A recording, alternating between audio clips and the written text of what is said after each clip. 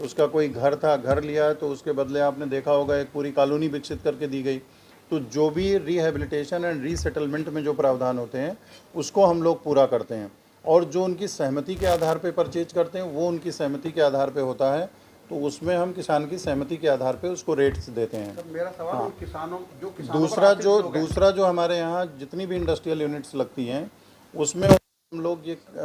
उनको एक उनका फॉर्मेट होता है, उसमें वो स्थानीय रोजगार की भी हमें गारंटी देते हैं। मेरा सवाल सर किसानों पर आश्रित जो लोग हैं, जिनको जो भूमिहीन है, जिनकी जमीन ही नहीं गई,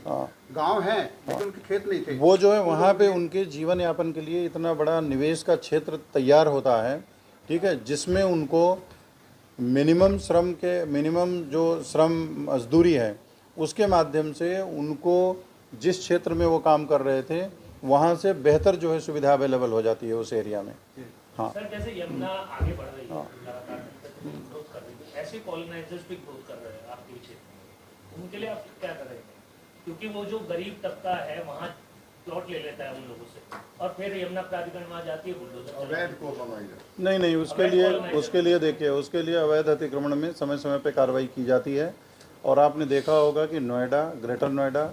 और इसके बाद यमुना, इसमें जो है जो भी अवैध कॉलोनीज हैं बहुत गांव के आसपास बहुत थोड़ी मात्रा में कहीं पे हो सकती हैं, जिन पे समय समय पे कार्रवाई की जाती है, लेकिन एट लार्ज ये सिटीज़ बहुत ही सुव्यवस्थित शहर हैं। आपने अभी जुलाई में देखा होगा बहुत सारे शहरों में पानी भरा, लेकिन नोएडा, ग्रेटर नोएडा में इन जगहों पे बिल्कुल जल भराव नहीं हुआ, जो एक सुनियोजित तरीके से एक सुंदर शहर विकसित करने का एक प्रैक्टिकल टेस्ट है, व्यावहारिक टेस्ट है ना। तो वहाँ ले लेता है प्लॉट, उसके बाद यमुना प्राधिकरण